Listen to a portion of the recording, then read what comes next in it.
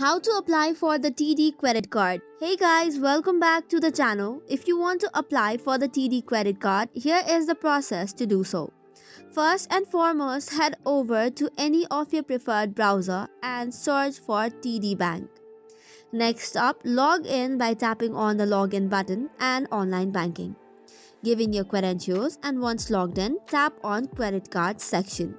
Hereby, you can scroll down to find all the cards available by the TD Bank. Make sure to check the terms and conditions as well as the interest rate and balance transfer. Once you have compared all the special offers, select the one that you want to apply for and tap on Apply Now button. This should now take you to another page which might ask you to log in, but you can also continue without logging in. Make sure to check the criteria, that is having a legal age, having SSN and other details. Then tap on continue. Next page, you'll have to fill up the application form, which includes all of your personal details, employment history and the incomes and expenses.